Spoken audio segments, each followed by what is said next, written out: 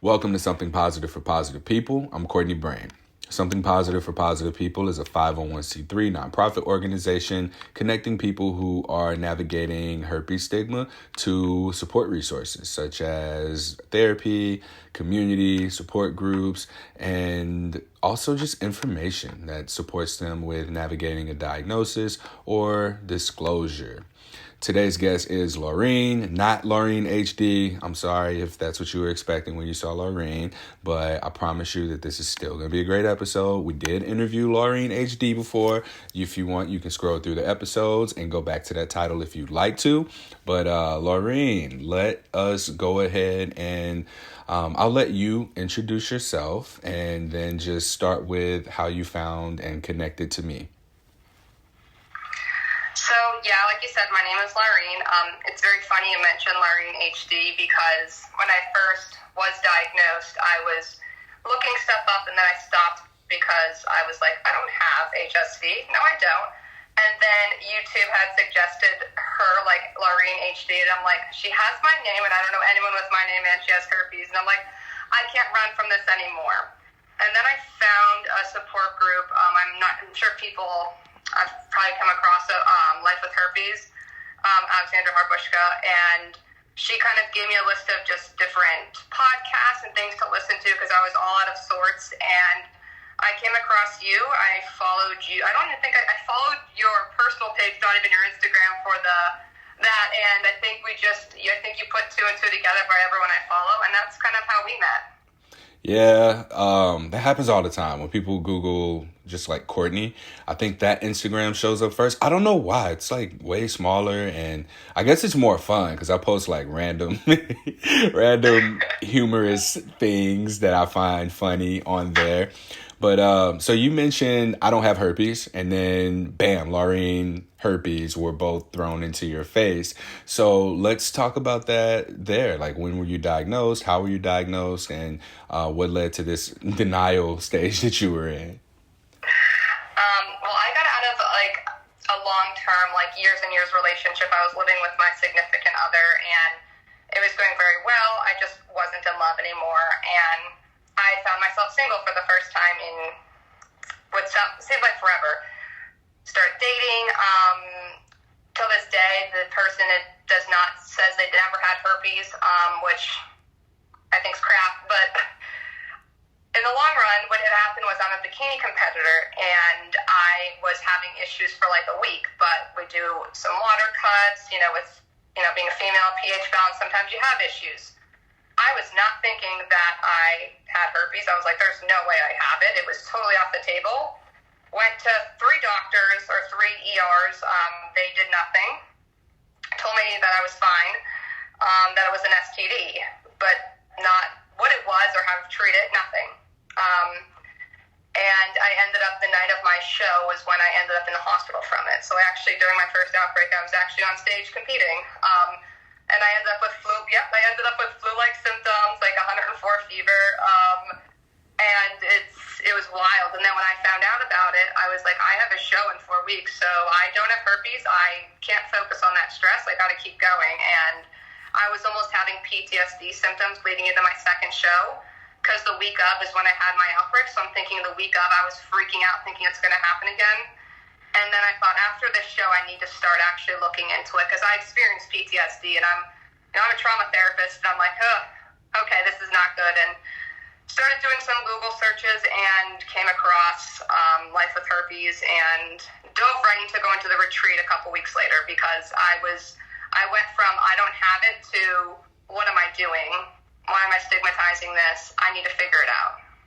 Yeah. Did you treat yourself at all? Treat yourself. We have really like modified how that sentence comes out through not Parks and Rec. Oh, Parks and Rec? Maybe it's Parks and Rec. I'll be mixing up the shows. The Office, Parks and Rec, they're all the same to me.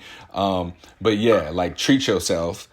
I mean, did you treat your symptoms? Well, I was put on, like, I don't know if you know much antibiotics. They put on doxycycline and, like, Flagyl, all these crazy antibiotics, and my PCP was like, that's not it.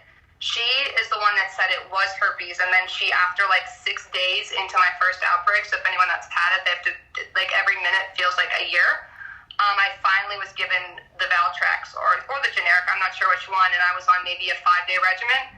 I got better, but then she was kind of like, you don't really need to do anything, you know, if you have an outbreak. And I'm like, if I have an outbreak again, if I have an outbreak like this ever again, I am not treating it. I am literally just going to cry nonstop. So I treated it with Valtrex, but it wasn't for like a week later. And then I knew nothing about how to prevent it. I just knew I had it for life. And to me, it felt like a scarlet letter. And I am not someone who is overly sexual in my first place. So I'm like, great, now I'm single.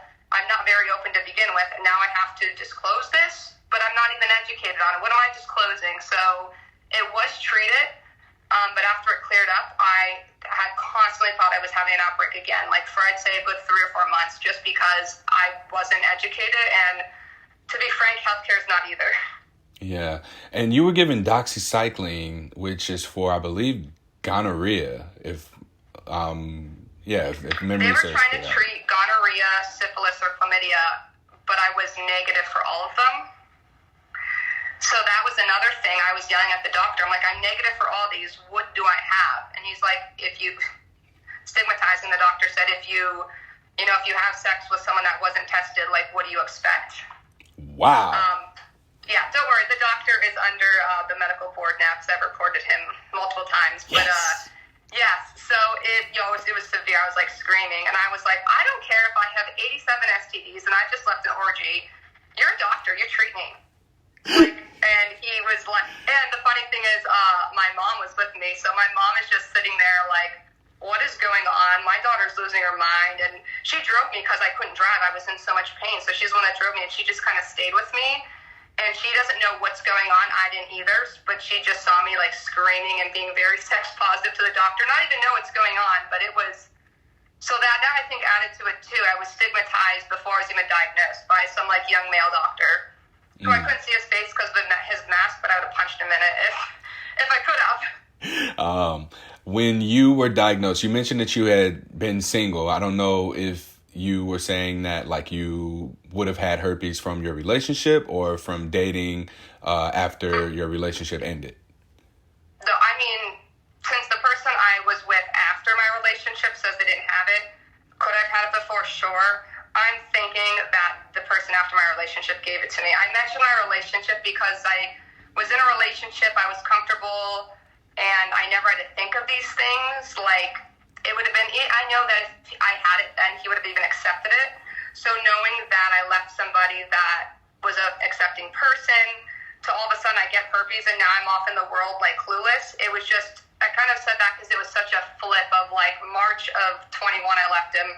Then May of 21, I got herpes. So this is new. This ain't. Welcome to single life. Here's your herpes, and I'm like, thank you.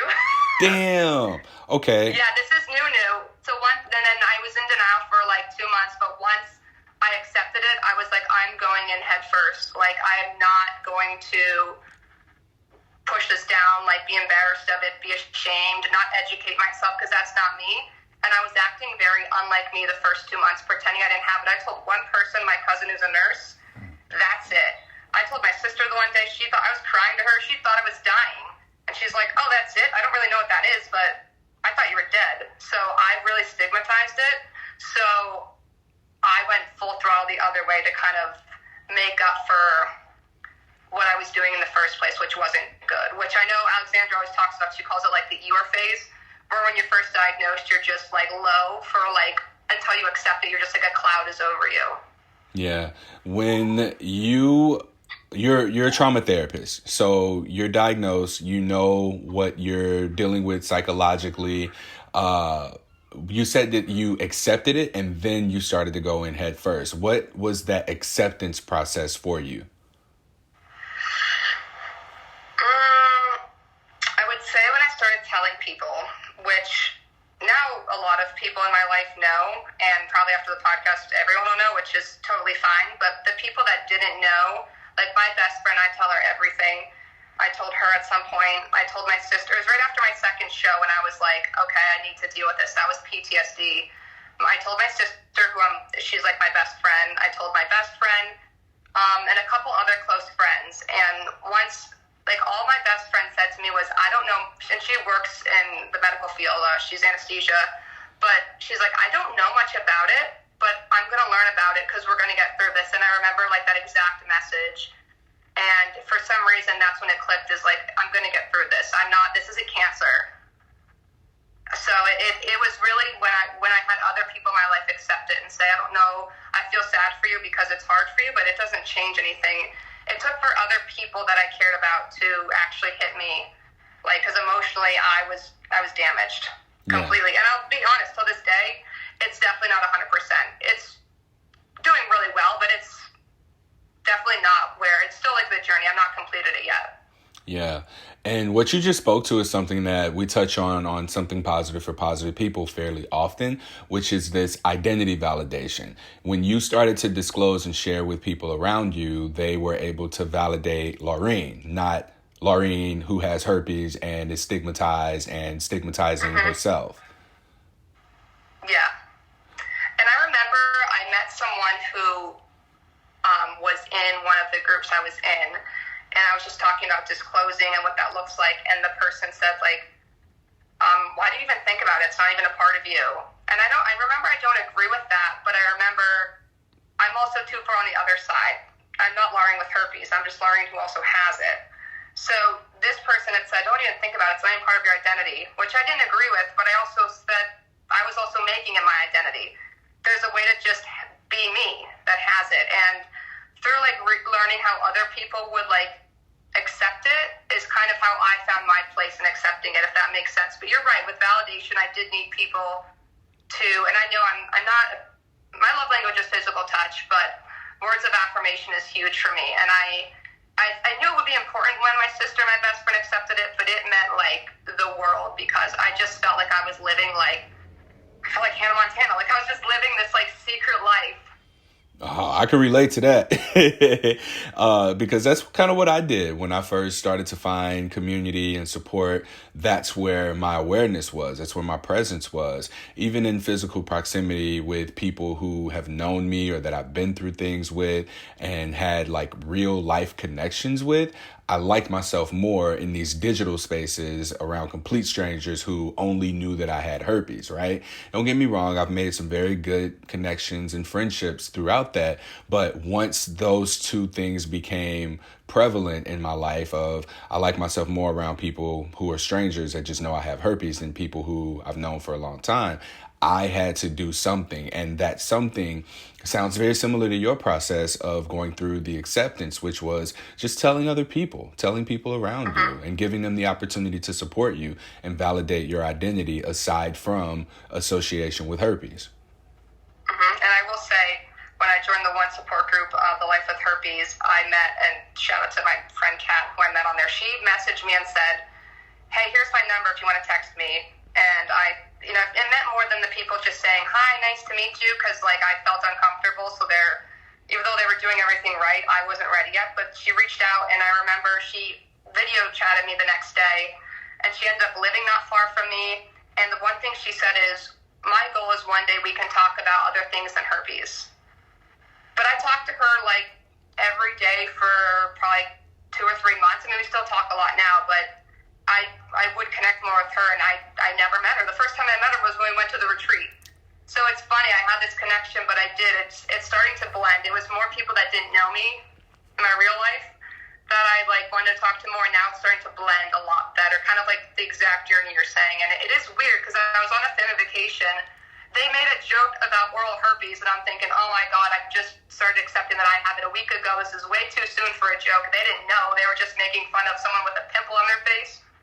So I called this girl that I barely know, and we talked for an hour as I walked on the beach, and I'm like, that's so weird. My family, who I'm super close with, I'm hiding from to talk to someone that I've never met. And although in my head it makes total sense now, it was very weird to, like, feel that in the moment, because my family and I are, like, attached at the hip. We're, like, obsessed with each other, but I didn't want to talk to them, so it was very strange. Yeah, thank you for sharing that. I appreciate the openness about your experience with the community support group, and then, having that dialogue with a stranger, essentially, after having the feelings that you had with your family. So are we at a point now where your family does know? So my sister knows, and some of my cousins know. My mom, I told my mom, but she doesn't understand what it means. But I did tell her, like, over the phone the one day. I just called her. I wasn't even home. I was like, hey, I have herpes. And she's like, oh, I don't really understand what that is, but okay, it's fine. So she never asked. She still never asks, but I told her. So people know.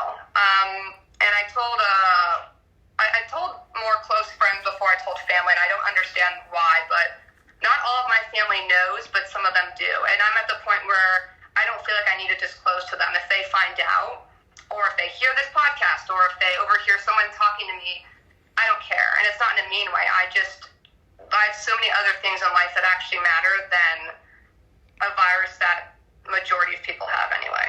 Yeah. As a trauma therapist, has that been helpful to you navigating your diagnosis? That's a good question. Yes, in the long run, no initially. Initially, I know how the brain works. I know how the left side works versus the right side, how emotions are lodged, how trauma works.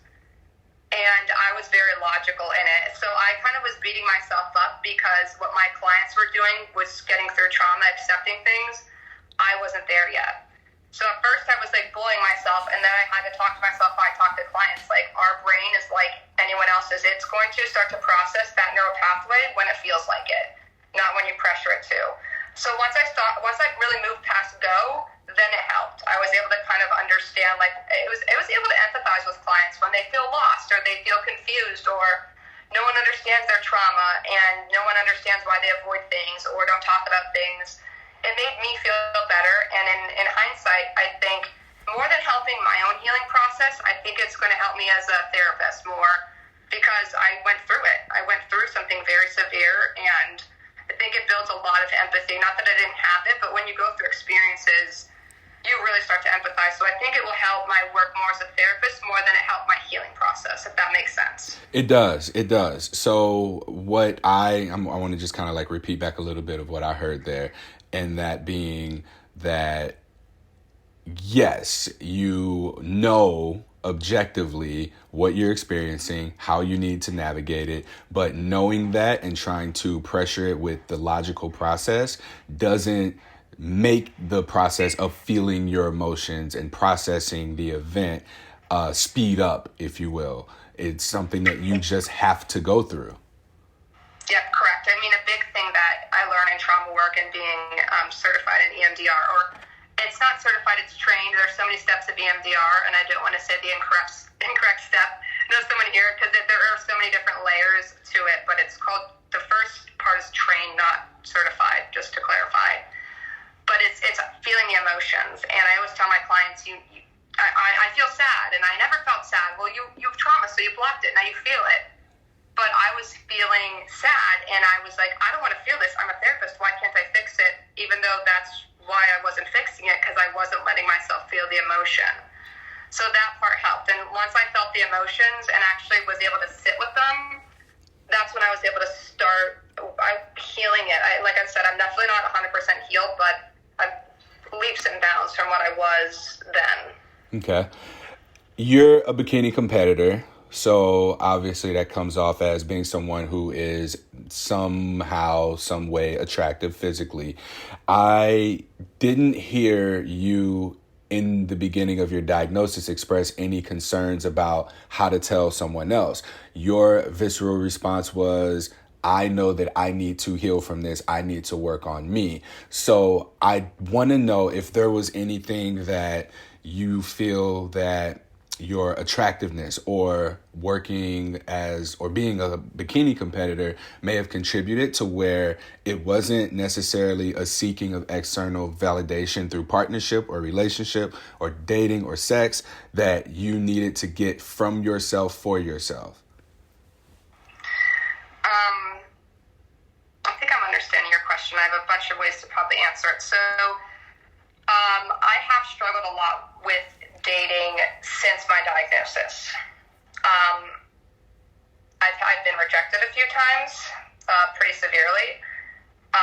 Pretty severely for someone who's diagnosed. I don't think the person in any of the situations really was that severe, but for me it was.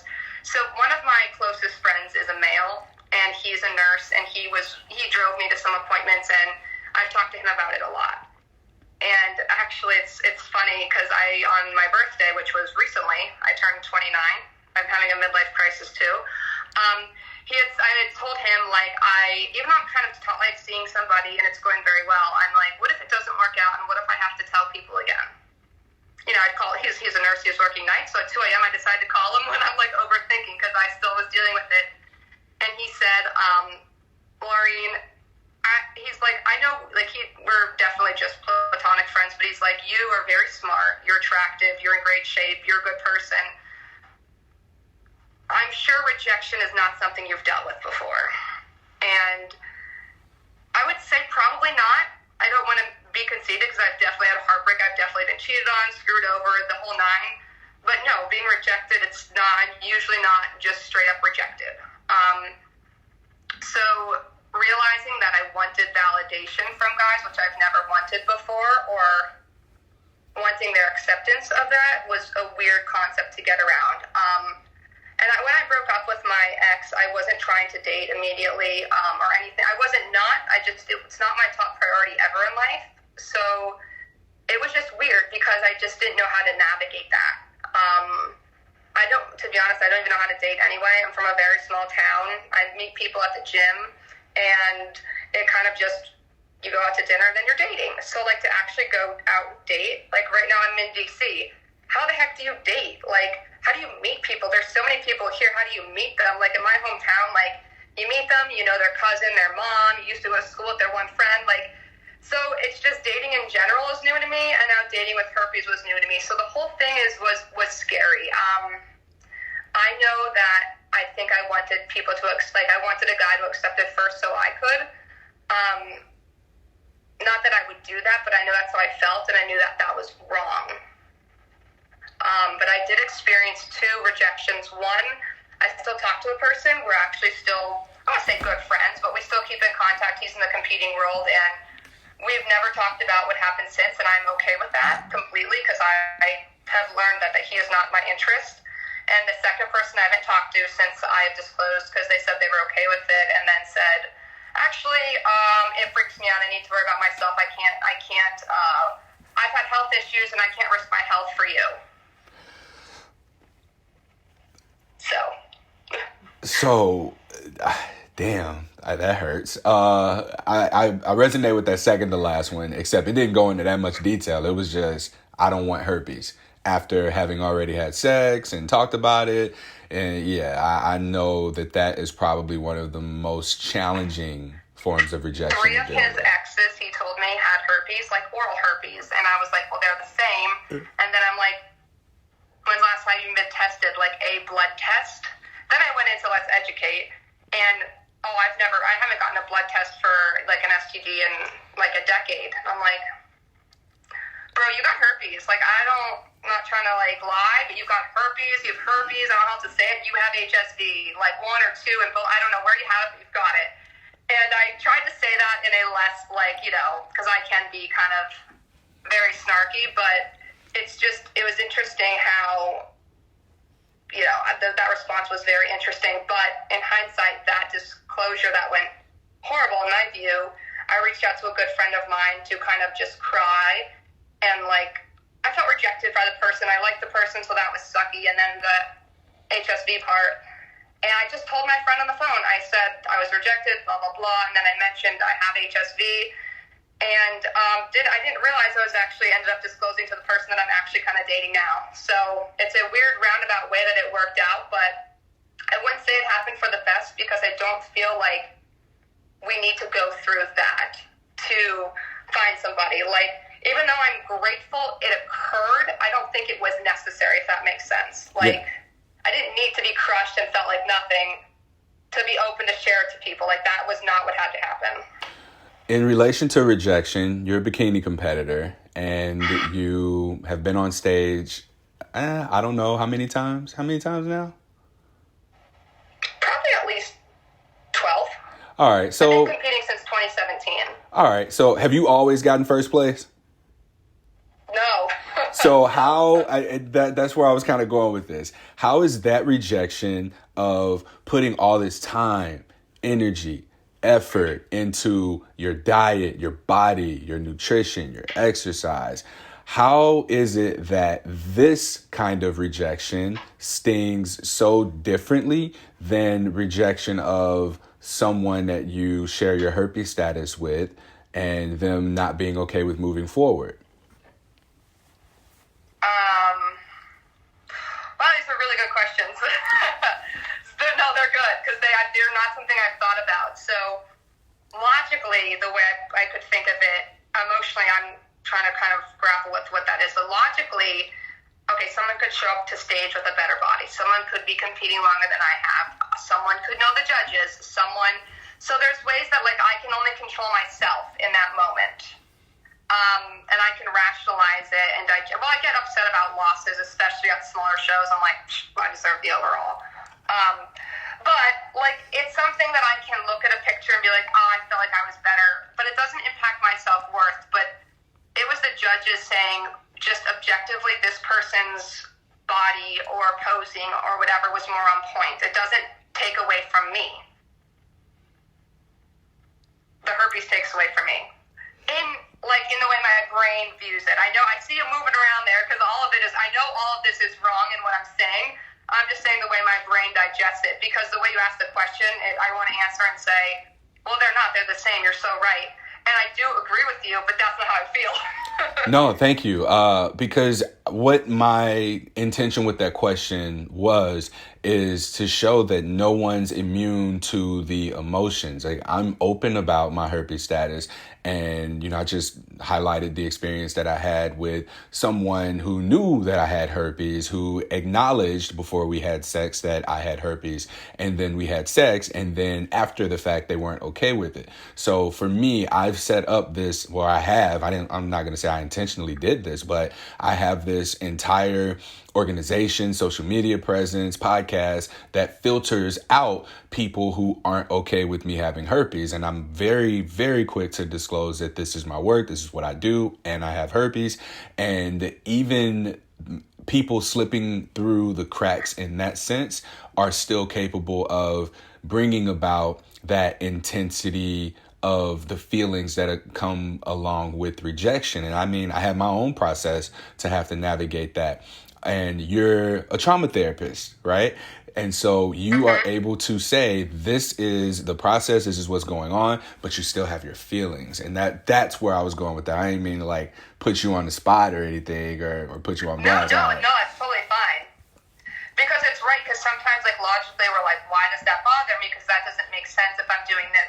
So that's like, it shows in my trauma work, like how both sides of the brain, they don't talk. We can feel one way and we can understand the logic, but then our emotions are like, but screw that, I'm still hurt.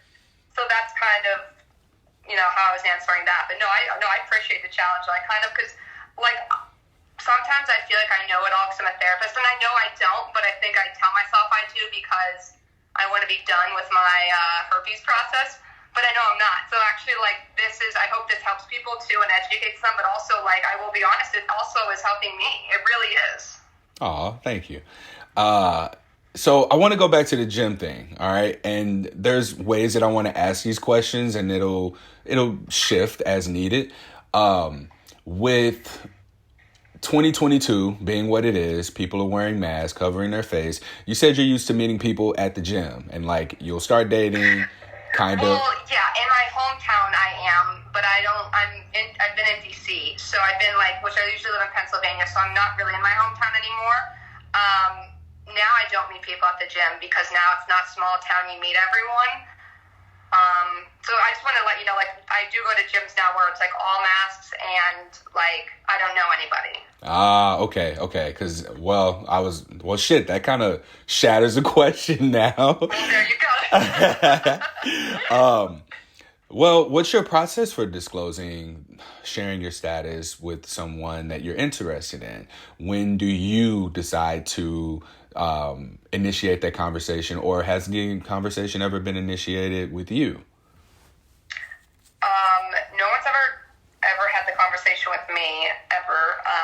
So that's why I felt like nobody had herpes, because either people don't know, it's not talked about.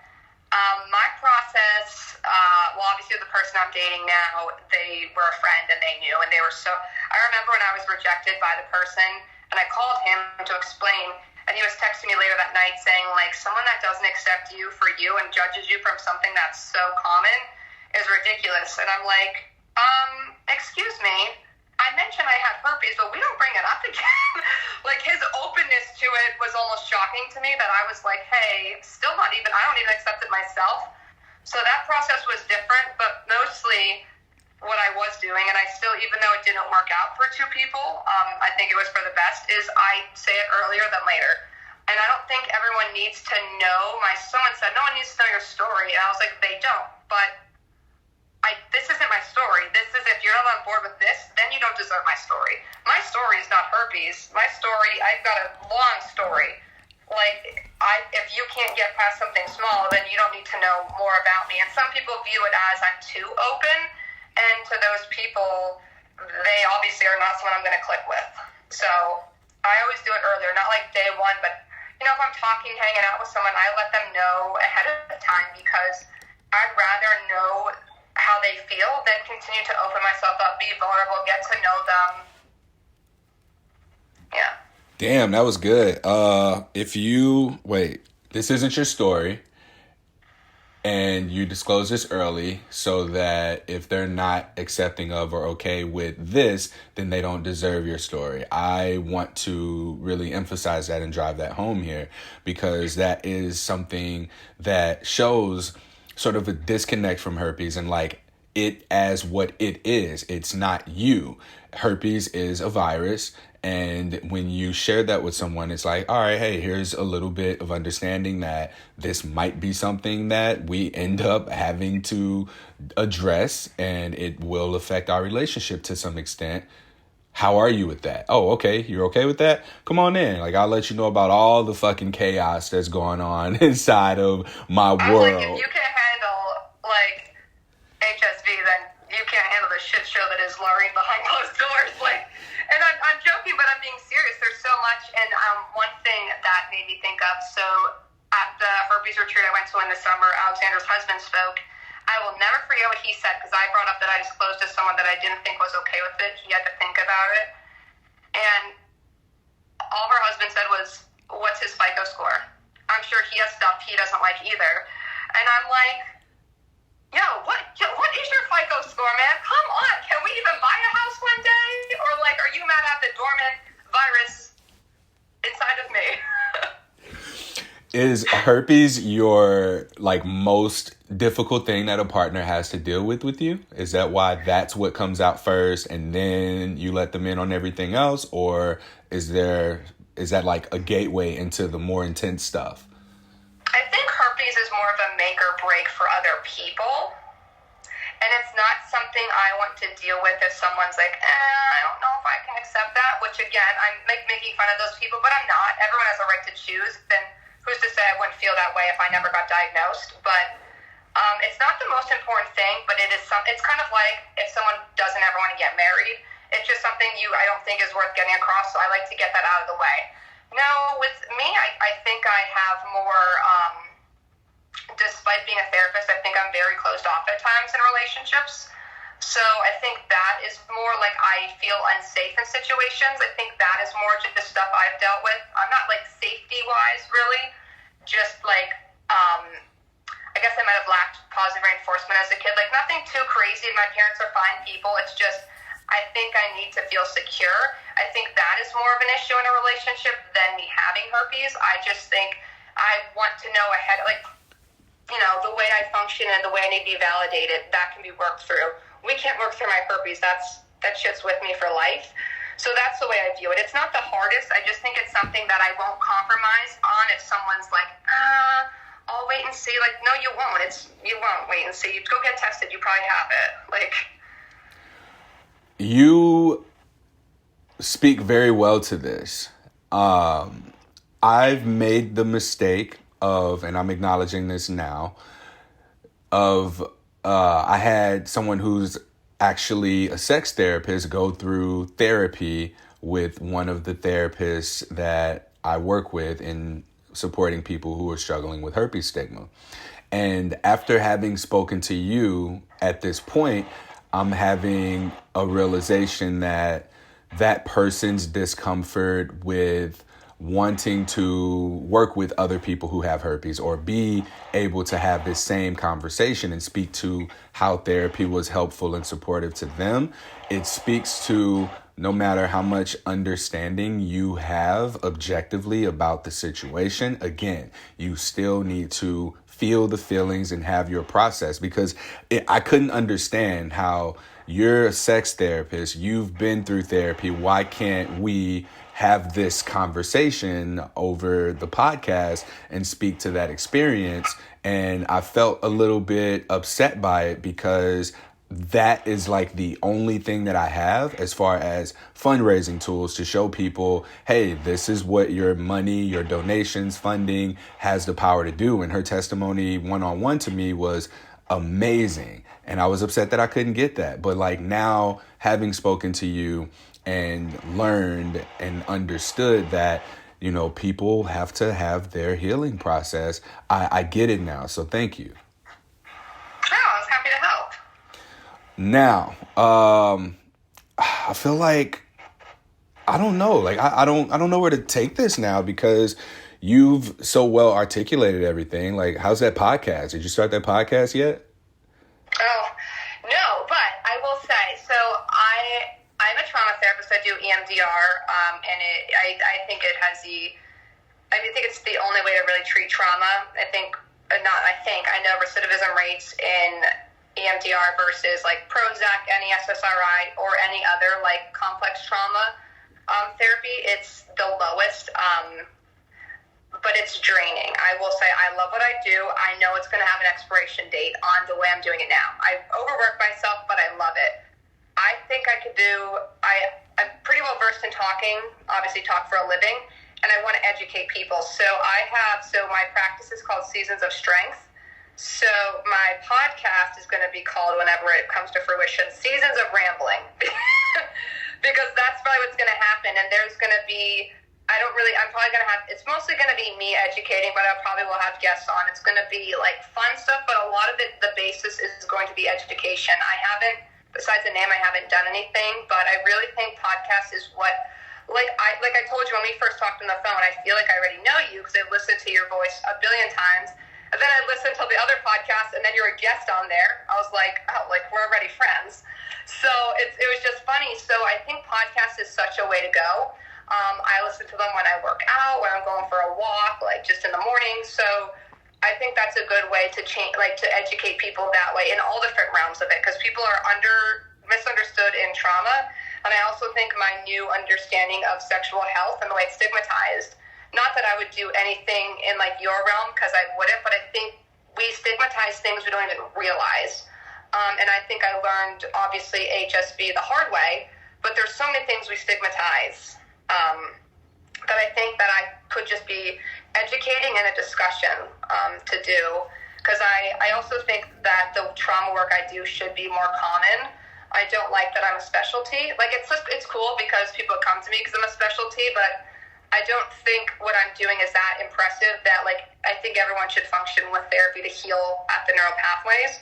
So I wish it was more common. So I really would like to educate with that and help people understand that the biggest thing is, like, how does trauma occur if you're just watching it happen? Like, I could watch a car accident happen and be traumatized by it. It's just the way our brain wires and fires it together. And I think that would lower us saying, like, we're pansies and babies in this society and we're all soft. I think if people understood trauma, those words wouldn't be as common because we just don't understand them. So that's kind of what I want to do with my podcast. But you told me the app to download. I downloaded that. I got a name, and then I was like, whew, I'm done.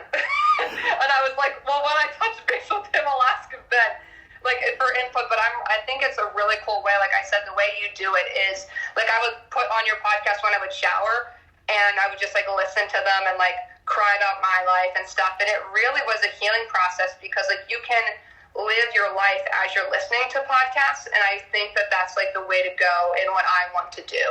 On top of, I would never stop doing a trauma work. I just the magnitude I'm doing it now, I can't do it forever. Maybe another year or so, but it's going to hit an end date where I'm going to have to be doing something also on the side and reduce my in-person or the amount of sessions per week because it's draining.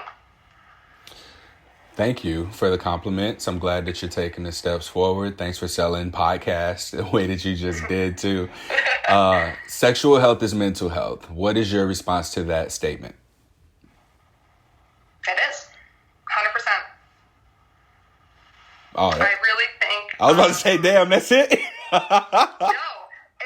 it's end of it. Yeah, that's my... Well, I feel like I'm super long-winded, so I'm like, yes, fact. No, I wouldn't have thought that a while ago, and not just sexual health in the terms of STDs. I know that's what we're talking about, but just in general, having a positive sex life, having an understanding with your body, it is mental health. Because, like, for example, I grew up Catholic. My mom, I till this day, even though I'm 29, if I say sex to her, she's like, oh, as if, like, I'm 10. So I just think, like, we need to normalize sex in general. Like, I had somebody tell me recently that their relationship is an open relationship. And I was like, oh, cool. And I feel like a year ago, prior to me educating myself and learning, I'd be like, oh, that's weird. Like, why would they be okay with that? I just think in general, it shouldn't be taboo.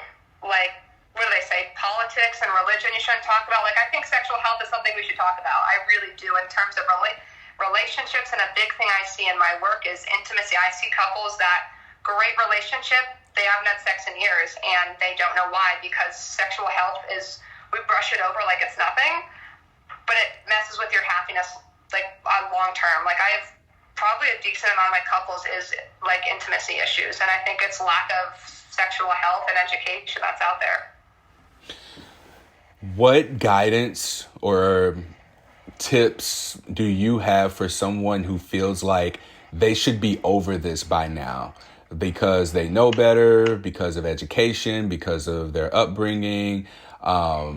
What would you say to someone who is like maybe in your shoes of having an overall understanding of, you know, how herpes stigma is and they've got access to the education, but for some reason they just can't accept this. They can't move through this. Do you have any guidance for them? Go to EMDR therapy. I'm in promoting my stuff. No, I joke, but I'm being serious. I think so I do EMDR, and I just got off earlier today with a client who did about 10 years of talk therapy. I don't downgrade talk therapy whatsoever. A decent portion of what I do is talk therapy. But talk therapy only hits the one side of the brain. Unless you can hit the emotional side, like our deep insecurities that we hold and we don't know why, it's really hard to heal it. I think educating, talking to people, researching is good, but if you still can't come to terms with it, I think there needs to be someone that's versed in the trauma end of it, and I think EMDR is the best way to go. I mean, it's not the end-all, be-all, but just even understanding. Like, there's this book, I don't know if you've ever heard of it, it's called The Body Keeps the Score. Yeah, Vessel Ben, I butchered the name, but yes, that person. That guy. I was introduced to that book way before I was introduced to EMDR, and that's when I was introduced to EMDR, I was like, oh, yeah, I'm getting trained in that. Like, that's exactly what happens. I think the understanding of our experiences really do impact us. Our body and brains don't forget our experiences. That education is more important, I think, than anything. I would obviously suggest doing a trauma-based therapy, but honestly, understanding that our life experiences, like, there's a reason why if our dads didn't hug us enough that we crave physical affection. Like, just understanding those things might help us understand why we can't accept a virus. Like, understanding the way the brain digests information. Yeah, thank you. You mentioned sort of vaguely, and maybe I'm paraphrasing or projecting, that you got something out of this podcast, out of whether listening to it or being a part of it and sharing your experience. And I'd like to know what that is or was. Well, yeah, no, and I've said that, I think, from the first time we spoke. Like, I think this will also, I think it'll help others, but I also selfishly, I knew that it would help me kind of sharing my story. I've never, and you had said before we started, can I use your name? And I said, yeah, I have no issue with that, because I I want to be open about it, and I don't feel the need to broadcast it unless it ever comes up to it. I don't care, but I think I've never talked about it in depth to more than the person that I'm seeing, and it was a huge trauma part of my life, and I think it's helpful to kind of own it and then see your growth from it. And no, actually talking about it's helpful. And I remember the guy was like, "Well, what do you think? Do you mind if they use their name? Will people find out?" And I just was like, I really don't care. So the fact that I was able to say that to myself, I was like, yeah, I told him I don't really care if he uses my name or whatever. He's like, are you sure? I'm like, I'm just going to go off my gut reaction. I don't care. So I know that was growth, but I know I haven't gone as enough to like go on a podcast or anything. So it was very helpful. And also the questions you ask and like tying in my bodybuilding stuff, which I have not tied in, is all an interesting thing that it's probably going to have my wheels turning for a while. They like texting you later on about it, because I've never heard some of those perspectives, which is really good, because I'm stuck in my little egocentric world. So it was cool to have the questions you asked, because I'm trained in trauma and I have herpes, but I've never looked at it, some of the questions you've asked in that way. So that was really awesome. So I really appreciate that. Oh, yes. Keep stroking my ego. No, I'm just kidding. Keep going. What else did I do? All right. How can people find you if they want to connect with you?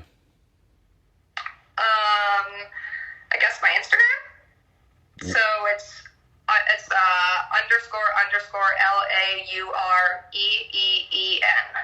Oh, okay. So 2 underscores, 3 E's, Laureen. Yes. Got it. There's only 2 E's in my name, but I had to put 3 in it. I was just going to keep typing E's until they accepted it, because then no one will screw it up with saying Lauren, because we'll have 87 E's, and they're like, okay, it's definitely not Lauren. You're like, yeah, it's Lauren. All right. Thank you so much. I appreciate you being here, sharing your experience, and I just admire your advocacy, allyship, and willingness to, especially so soon after your diagnosis, being willing to come here and talk in depth and detail as you have, and answering some of my hard questions. So thank you so much. Yeah, thank you so much. It was a pleasure to be on. All right. That concludes this episode of Something Positive for Positive People. Please like, rate, review, share, subscribe to this podcast. Notice that I switched subscribe to and share. Normally I say subscribe and then share, but I decided to mix it up on you. You can visit www.spfpp.org today if you want to donate or learn more about something positive, or if you want to connect with me for any media opportunities, funding, grants. I'll say that twice because I am struggling. All these grant applications I'm filling out and like not hearing back for months at a time, only to be told, yeah, we're sorry, but there were proposals that were better than yours. I'm like, all right, man, well, fuck it. So these things are helping me deal with rejection. How are you dealing with rejection? Are you someone who is obsessively consuming information around herpes, or are you disclosing to people in hopes that they just kind of go away, which is actually a thing? It's kind of funny, but you know, we have to look at some of these behaviors, and we got to look at where these are stemming from so that we can go through our own process of healing and being able to work through things. I advocate for people finding community, being able to identify your local and close friends and support systems that are already within your circle. As you go through and you find these people and get these things from them, with them, then you're able to accelerate your own healing process. And just remember, you know, no one's immune to the process of the healing that has to occur as you navigate your herpes diagnosis, as we go through and experience symptoms of stigma, if you will. So just continue to keep trucking along. And whenever it is that you feel like you might be stuck and you need something, you don't know what it is, please don't hesitate to reach out. Till next time, stay sex positive.